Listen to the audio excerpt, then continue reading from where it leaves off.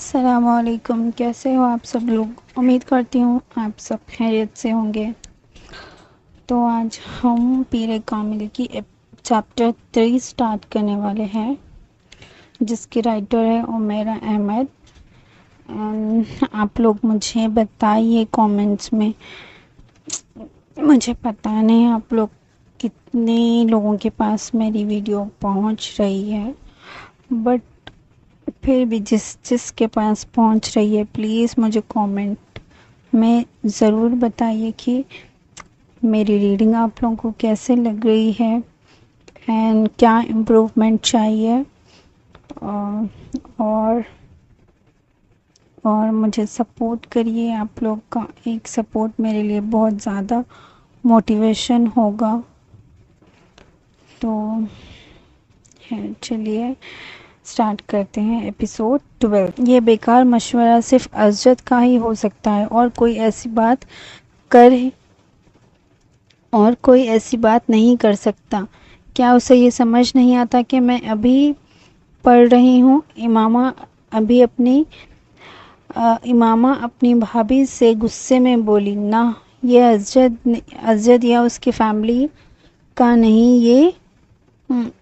نہیں تھا، یہ بابا کا خیال تھا۔ اس کی بھابھی نے اطمینان سے جواب دیا، بابا کا خیال؟ مجھے یقین نہیں ہو رہا۔ جب مجھے میڈیکل کالج میں ایڈمیشن ملا تھا تو ایسا کوئی پلان نہیں تھا۔ وقت آنے پر بابا انکل اعظم سے کہتے تھے کہ میری شادی میری ہاؤس جاب ختم ہونے کے بعد ہوگی۔ اب کیا ہو گیا ہے ان کو؟ امامہ حیران تھی۔ ضرور کوئی دباؤ ہوگا، لیکن امی نے بتایا کہ بابا یہی چاہتے ہیں۔ اس کی بھابھی نے وضاحت کی، تو ان کو کہہ دو کہ مجھے ہاؤس جاب ختم ہونے سے پہلے شادی نہیں کرنی۔ ٹھیک ہے، میں تمہارا پیغام پہنچا دوں گی، لیکن بہتر ہوگا کہ تم خود بابا سے بات کرو۔ اس نے مشورہ دیا۔ اس کی بھابھی کمرے سے چلی گئی، لیکن امامہ بہت فکر مند تھی۔ یہ خبر اتنی اچانک اور غیر متوقع تھی کہ وہ جھٹکا کھا گئی۔ صرف سوچ میں ہی نہیں بلکہ واقعی وہ اپنی ہاؤس جاب مکمل کرنا چاہتی تھی اور پھر اپنی پریکٹس شروع کرنا چاہتی تھی۔ اس سے وہ مالی طور پر خود مختار ہو سکتی تھی اور اپنے پلان کے مطابق جلال سے شادی کر سکتی تھی، جو تب تک اپنے آپ کو بھی مستقل کر چکا ہوتا۔ لیکن یہ اچانک شادی کا مسئلہ اب کیوں اٹھ گیا تھا؟ ازجد کے گھر والوں نے کوئی درخواست نہیں کی ہے، میں نے خود ان سے بات کی ہے۔ ہاشم مبین نے اطمینان سے سمجھایا۔ امامہ ان کے کمرے میں تھی۔ وہ ضرور سمجھتی تھی، لیکن معلوم کرے کہ کیا چل رہا ہے۔ آپ نے ان سے پہلے ہی بات کر لی مجھ سے پوچھے بغیر؟ بابا آپ ایسا کیسے کر سکتے ہیں؟ امامہ کو یقین نہیں ہو رہا تھا۔ ان کے والد نے اس کی طرف غور سے دیکھا۔ اگر تمہیں یاد ہو امامہ، یہ رشتہ تمہاری رضامندی سے منظور ہوا تھا۔ انہوں نے کہا، رشتہ طے کرنا اور چیز ہے اور شادی الگ چیز ہے۔ آپ نے مان لیا تھا کہ ہاؤس جاب سے پہلے شادی نہیں ہوگی۔ اس نے یاد دلایا، تمہیں شادی سے کیا اعتراض ہے؟ تمہیں ازجد پسند نہیں ہے یا ناپسند کا سوال نہیں ہے۔ میں اپنی پڑھائی کے درمیان شادی نہیں کرنا چاہتی۔ آپ کو اچھے سے پتہ ہے کہ مجھے آئی اسپیشلسٹ بننا ہے۔ اگر اب شادی کر لی تو میرے پلانز، میرے خواب کبھی پورے نہیں ہوں گے۔ بہت سی لڑکیاں شادی کے بعد بھی پڑھائی جاری رکھتی ہیں۔ ہماری فیملی میں مثالیں ہیں۔ انہوں نے تسلی دینے کی کوشش کی، لیکن اس نے کاٹ دی، وہ لڑکیاں بہت تیز، بہت سمجھدار ہوں گی، میں نہیں ہوں۔ ایک وقت میں صرف ایک کام کر سکتی ہوں۔ میں نے اعظم بھائی سے بات کی ہے، وہ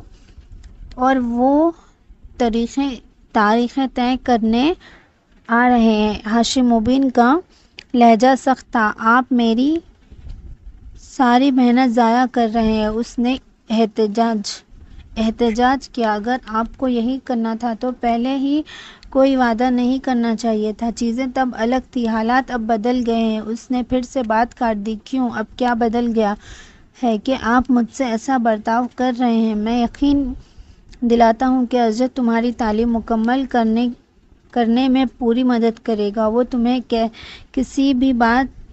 کسی بھی طرح نہیں روکے گا۔ ہاشم نے اسے تسلی دینے کی کوشش کی۔ بابا مجھے ازجد کی مدد نہیں چاہیے، مجھے آپ کی مدد چاہیے۔ اس نے التجا کی، پلیز مجھے اپنی پڑھائی مکمل کرنے دیں۔ امامہ ضد کرنا بند کرو، میں وہی کروں گا جو میں نے فیصلہ کیا، انہوں نے سختی سے کہا۔ اس کی التجائیں نظر انداز کرتے ہوئے، تمہارے منگنی کو 4 سال ہو گئے ہیں اور یہ بہت لمبا عرصہ ہے۔ اگر انہوں نے رشتہ توڑ دینے کا فیصلہ کر لیا تو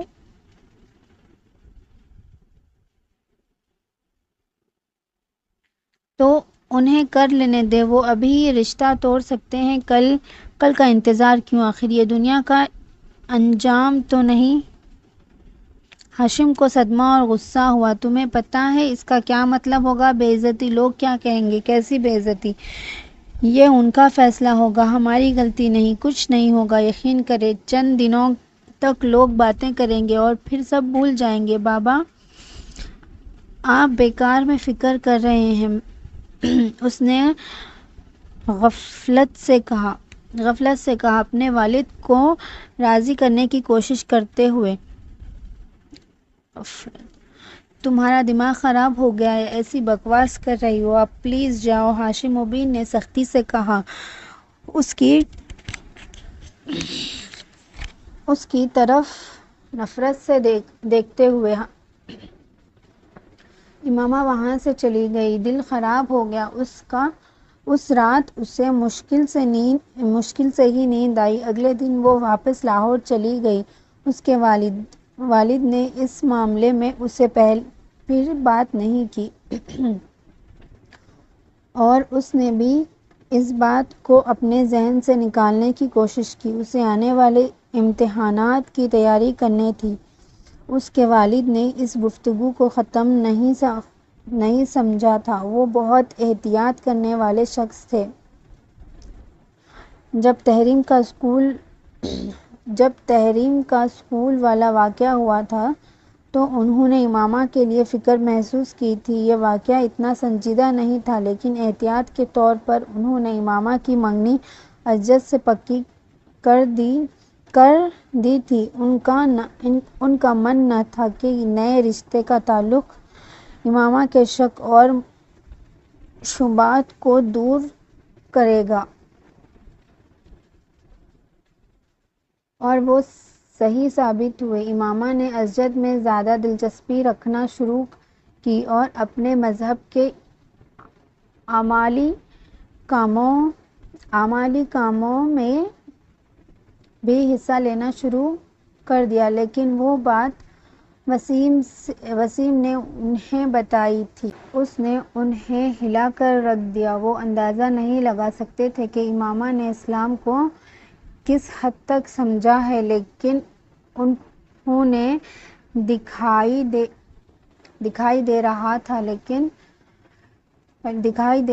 تھا کہ اس کے عقیدوں اور نظریات میں ایک واضح تبدیلی آئی ہے۔ یہ صرف ان کے لیے نہیں بلکہ پوری فیملی کے لیے فخر کا باعث تھا۔ وہ چاہتے تھے کہ وہ ان کی بڑی بیٹیوں کی طرح تعلیم یافتہ ہو، اور زیادہ بھی، کیونکہ ان کی شادی اس فیملی میں ہونے والی تھی جو اپنی تعلیم پر فخر رکھتی تھی۔ ازجد خود بھی چاہتے تھے کہ امامہ اچھی تعلیم حاصل کرے۔ ہاشم مبین امامہ کی تعلیم کو شادی تک مکمل نہیں کر سکتے تھے، جتنا بھی وہ چاہتے تھے، بنا اس فیصلے کے پیچھے کا واضح سبب دیے۔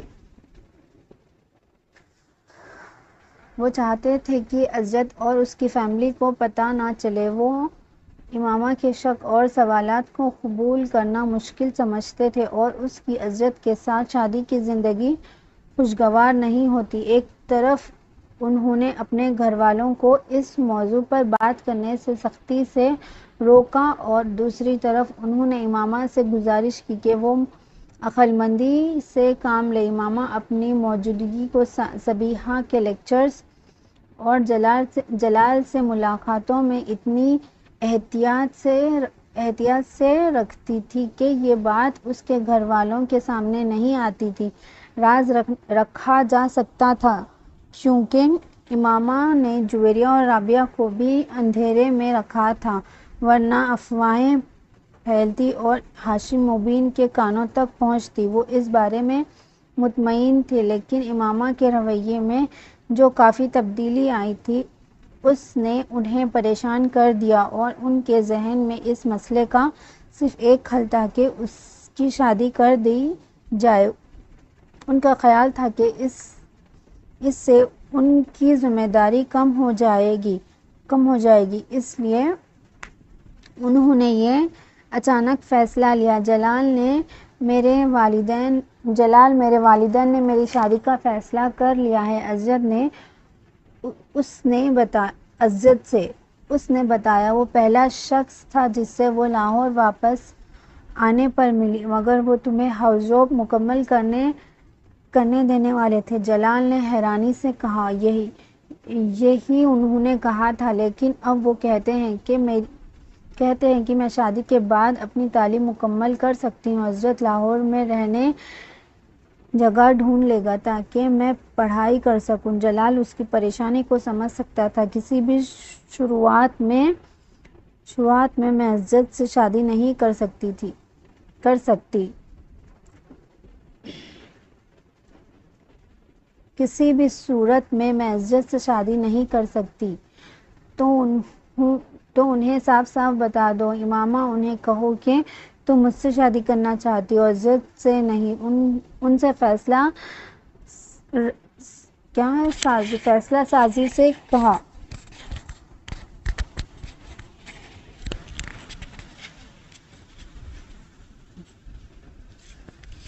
تمہیں اندازہ نہیں کہ وہ کیسے ریئیکٹ کریں گے۔ مجھے سب کچھ بتانا پڑے گا۔ تھوڑی دیر سوچ کر اس نے کہا، جلال، اپنے والدین سے کہو کہ میرے والدین سے بات کریں، انہیں میرے بارے میں بتائیں۔ اگر میرے والدین مجھ پر دباؤ ڈالیں گے تو مجھے گھر چھوڑنا پڑے گا اور مجھے تمہاری مدد چاہیے ہوگی۔ جلال نے مان لیا۔ اس نے اسے تسلی دی کہ وہ سمجھ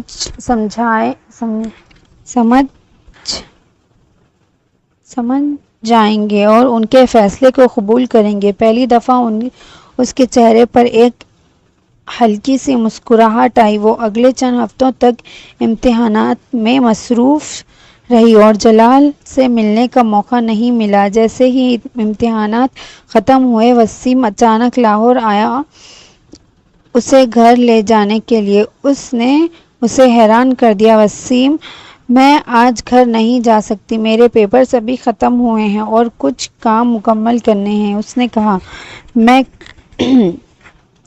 کل تک یہیں ہوں۔ ایک دوست کے یہاں رک رہا ہوں، تو تم جو کرنا ہے کر لو اور پھر چلنا، اس نے جواب دیا، اس کی آخری امید بھی ختم کرتے ہوئے۔ امامہ نے ادھورے دل سے مان لیا۔ اپنا سب سامان بندوبست کر لو، اس نے جاتے ہوئے کہا، تمہیں ساری چھٹیاں گھر پر گزارنی ہوں گی۔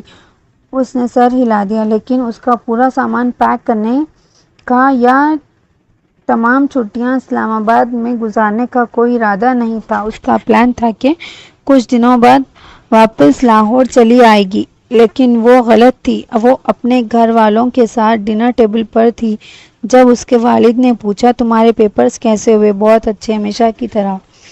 اس نے جواب دیا چاول لیتے ہوئے، گڈ، کم از کم اب امتحانات کا ٹینشن نہیں ہے، اب تم کل سے شاپنگ شروع کر سکتی ہو۔ انہوں نے کہا۔ امامہ حیران ہو گئی، کیسی شاپنگ؟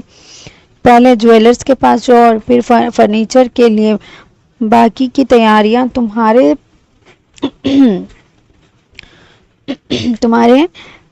کہیں پیس پر ہو جائیں گی۔ تمہاری پیس پر ہو جائیں گی۔ امامہ کے سوال کا جواب دینے کے بجائے ہاشم نے اپنی بیوی سے کہا، مگر کیوں بابا؟ امامہ نے پھر سے پوچھا، کیا تمہاری ماں نے تمہیں نہیں بتایا کہ ہم نے شادی کی تاریخ طے کر لی ہے؟ اس کے ہاتھ میں چمچ اس کی پلیٹ میں گر گیا اور اس کا رنگ اڑ گیا۔ میری شادی؟ اس نے اپنے والدین کی طرف یقین سے دیکھا۔ وہ صورتحال کو سمجھ نہیں پا رہے تھے۔ آپ یہ کیسے کر سکتے ہیں مجھ سے پوچھے بغیر؟ اس نے بے چینی سے کہا، ہم نے تم سے اس بارے میں پچھلی دفعہ یہاں ہونے پر بات کی تھی۔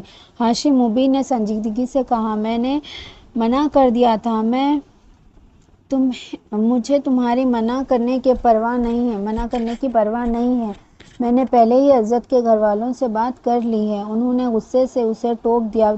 ٹیبل پر خاموشی چھا گئی۔ جب انہوں نے کھانا چھوڑ دیا، امامہ اچانک کھڑی ہو گئی۔ مجھے افسوس ہے بابا، میں اب اجد سے شادی نہیں کر سکتی۔ آپ نے شادی کی تاریخ طے کر لی ہے تو انہیں کہنا پڑے گا کہ اسے ملتوی کر دیں، ورنہ میں خود ان سے بات کر لوں گی۔ ہاشم مبین غصے سے پھٹنے والے تھے۔ تم اجد سے شادی کرو گی اور اسی دن کرو گی جو میں نے طے کیا؟ انہوں نے چیخ کر کہا، یہ انصاف نہیں ہے۔ امامہ قریب آنسو بہاتے ہوئے بولی، اب تم مجھے بتاؤ گی کہ انصاف کیا ہے اور کیا نہیں؟ یہ سچ ہے؟ وہ غصے سے بولے۔ Why are you forcing when I would told you I don't want to get married now? امامہ رو رہی تھی۔ Because I have the right to do so. انہوں نے اس پر چیخا۔ اس نے جواب نہیں دیا۔ آپ نے اپنے دانت پیس کر اور غصے سے بھرپور وہ کمرے سے باہر چل دیے۔ پلیز بیٹھ جاؤ، اپنا ڈنر کر لو۔ سلمیٰ مبین ہاشم کے پیچھے گئی۔ میں اس سے بات کرتی ہوں۔ اتنا غصہ مت کرو، وہ صرف جذباتی ہو رہی ہے۔ ایسے ہی اس کی ماں کمرے سے باہر آئی۔ امامہ نے وسیم پر حملہ کیا۔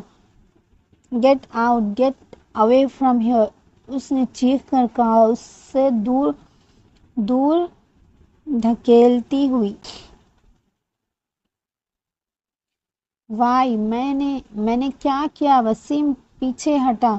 تم نے جھوٹ بولا اور دھوکے سے مجھے یہاں لائے۔ اگر مجھے لاہور میں اس بات کا پتہ ہوتا تو میں کبھی تمہارے ساتھ واپس اسلام آباد نہیں آتی۔ میں نے وہی کیا جو بابا نے کہا تھا۔ انہوں نے مجھے منع کیا تھا کہ تمہیں بتانے سے کہ تمہیں گھر کیوں بلایا جا رہا ہے۔ میں نے صرف ان کا حکم کی پیروی کر رہا تھا۔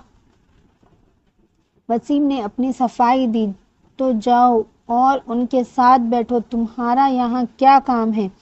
امامہ اپنا غصہ مشکل سے روک رہی تھی۔ وسیم بنا کچھ کہے چل دیا۔ اپنے کمرے میں آ کر امامہ اپنے بستر پر بیٹھ گئی۔ زمین اس کے پیروں کے نیچے سے نکل گئی تھی۔ اس نے کبھی نہیں سوچا تھا کہ اس کی فیملی اس کے ساتھ ایسا کرے گی، اتنے سخت طریقے سے اپنے نظریات پر قائم رہے گی۔ اسے اب تک یقین نہیں آ رہا تھا کہ یہ سب اس کے ساتھ ہو رہا تھا۔ اس کا دل ڈوبنے لگا۔ مجھے اس صورتحال کا سامنا کرنا پڑے گا، میں ہار نہیں مان سکتی۔ مجھے کسی طرح جلال سے رابطہ کرنا ہوگا، جتنی جلدی ہو سکے۔ اس نے اپنے والدین سے ضرور بات کی ہوگی۔ میں اس سے بات کر کے کوئی راستہ نکال لوں گی، اس نے سوچا، جبکہ وہ اپنے کمرے میں بے چینی سے چکر کاٹ رہی تھی۔ رات کے آدھے سے زیادہ وقت گزرنے کے بعد وہ باہر آئی کہ جلال کو فون کرے۔ اسے پتہ تھا کہ اس کے والدین اور بھائی بہن سو چکے ہوں گے۔ اس نے جلال کا نمبر ملایا، فون بجتا رہا لیکن جواب نہیں آیا۔ اس نے اگلے آدھے گھنٹے میں کئی بار کوشش کی لیکن کوئی فائدہ نہیں ہوا۔ وہ جویریہ یا رابعہ کو فون نہیں کر سکتی تھی کیونکہ وہ ہاسٹل میں تھی۔ پھر امامہ نے صبیحہ کا نمبر ٹرائی کیا۔ اس کے والد نے جواب دیا اور بتایا کہ صبیحہ اپنی ماں کے ساتھ پشاور گئی ہوئی ہے ایک فیملی شادی کے لیے۔ انہوں نے کہا کہ وہ اگلے دن وہاں سے چلے جائیں گے۔ پشاور! امامہ پریشان ہو گئی۔ اگر صبیحہ کے لیے کوئی پیغام ہو تو میں اسے بتا سکتا ہوں۔ اس نے پیشکش کی۔ نہیں شکریہ انکل، اس نے دھیرے سے کہا۔ اس سے کیا کہنا تھا؟ وہ فون کاٹ دیا۔ اس کا دل مایوسی سے ڈوب گیا، سوچ کر کہ جلال سے رابطہ نہ ہو سکا۔ اس نے پھر اس کے نمبر پہ کال کیا لیکن کسی نے ریسیور اس سے چھین لیا۔ اس کا باپ تھا۔ تم کس کو فون کر رہی ہو؟ اس کی آواز بہت سنبھل کے تھی۔ ایک دوست کو، اس نے جواب دیا۔ اسے دیکھے بنا اسے نہیں دیکھ سکتی تھی اور جھوٹ نہیں بول سکتی تھی۔ ایک دوست کو، اس نے جواب دیا۔ اسے دیکھے بنا اسے نہیں دیکھ سکتی تھی اور جھوٹ نہیں بول سکتی تھی۔ میں تمہارے لیے نمبر ڈائل کروں گا، اس نے کہا اور ریڈائل بٹن دبایا اور ریسیور اپنے کان کے پاس رکھا۔ امامہ اسے دیکھتے ہوئے پیلڈ ہو گئی۔ تھوڑی دیر بعد اس نے ریسیور واپس رکھا۔ وضاحت ہے، کوئی جواب نہیں تھا۔ تم اس دوست کو اس وقت فون کر رہی تھی، کون ہے یہ دوست؟ اس نے سخت آواز میں پوچھا۔ زینب، اس نے کہا۔ کیونکہ CLI ونڈو پہ زینب کا نمبر تھا۔ اس نے اپنے باپ کو زینب کے بارے میں کوئی شک نہ ہو اس لیے جلال تک پہنچنے والے کسی بھی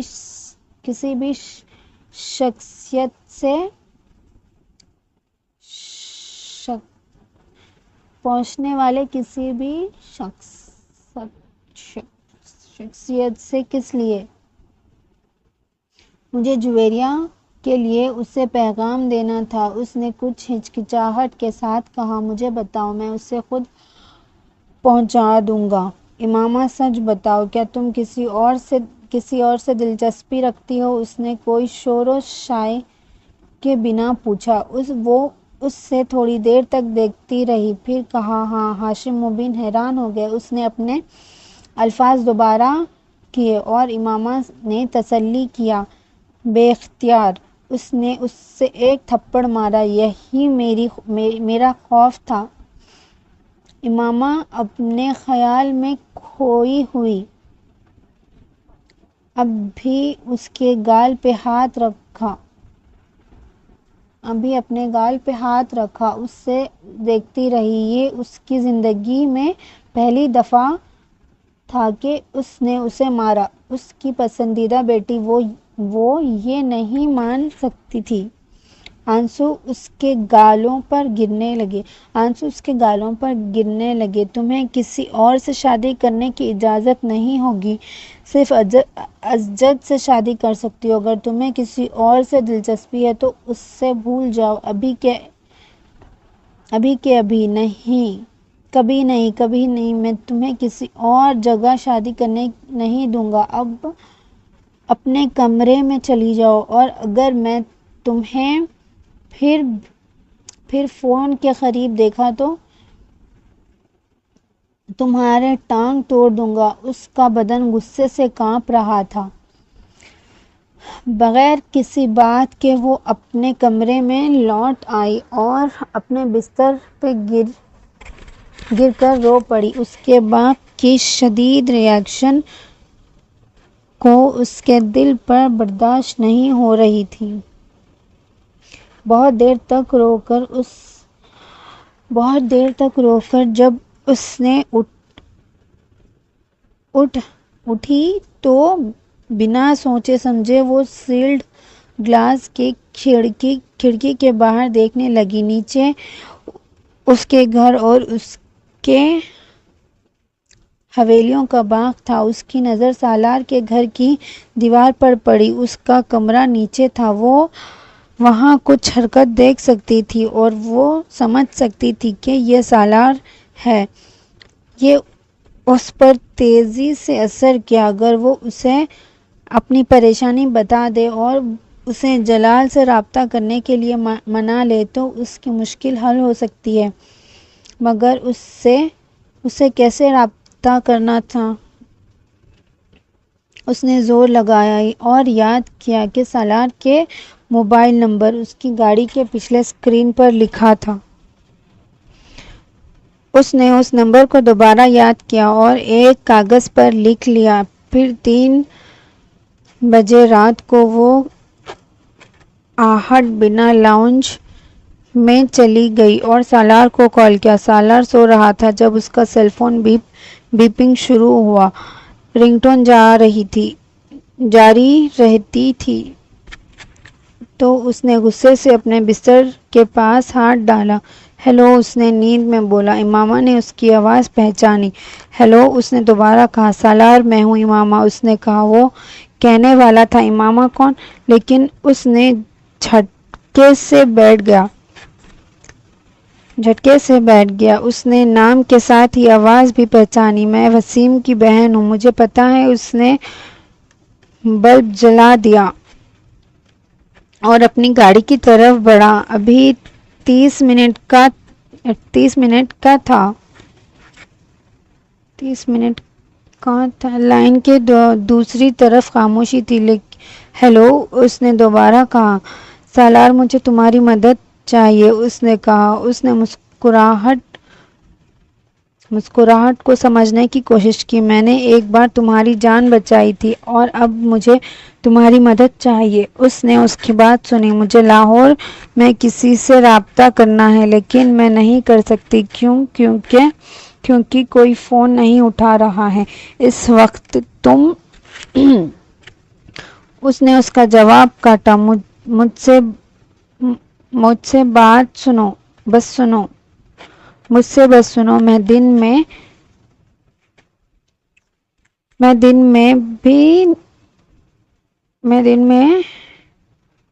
بھی نہیں کال کر سکتی اور شاید کل رات کو بھی نہیں۔ مجھے اجازت نہیں ہے۔ میں چاہتی ہوں کہ تم اس نمبر اور ایڈریس کو نوٹ کر لو اور جلال انصار سے رابطہ کرو۔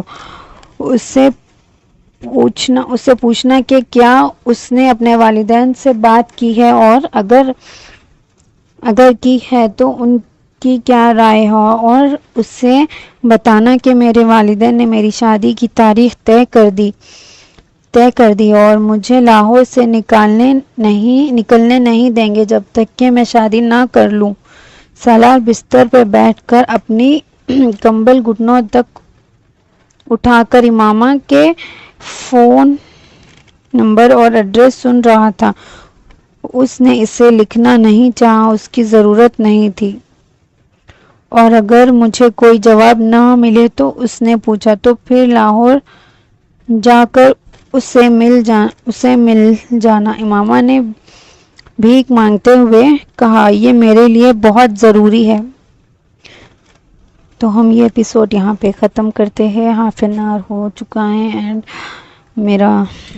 مجھے تھوڑا گلے میں تھوڑی خراش مطلب ہچکچاہٹ ہو رہی ہے، کیسے کیسے سوری، پتہ نہیں کچھ تو ہو رہا ہے، تو لہٰذا ہم یہ ایپیسوڈ یہاں پہ ختم کرتے ہیں. یار اس میں جس نے بھی ٹرانسلیٹ کیا ہے نا اس کو، اس میں تھوڑے سے اسپیلنگ مسٹیکس ہے جس کی وجہ سے مجھے بھی تھوڑا ریڈنگ کرنے میں پرابلم ہو رہی ہے. آلریڈی میں اسٹارٹنگ مطلب ابھی شروع کی ہوں یہ ریڈنگ کرنا، تو اوبویسلی شروعاتی ڈیز میں ریڈنگ تھوڑا مسئلہ ہوتی ہے، ہیزیٹیشن ہوتی ہے، اور اوپر سے اس میں اتنے رائٹنگ ورڈز مسٹیکس ہیں کہ مجھے اور بھی تھوڑا سا پرابلم ہو رہی ہے. خیر آپ لوگ ان سب کو اگنور کر کے آپ لوگ مجھ کو بتائیے کہ کیسے لگ رہی ہے آپ کو میری ریڈنگ، اینڈ نیکسٹ آپ لوگ کیا سننا چاہیں گے، جو بھی میری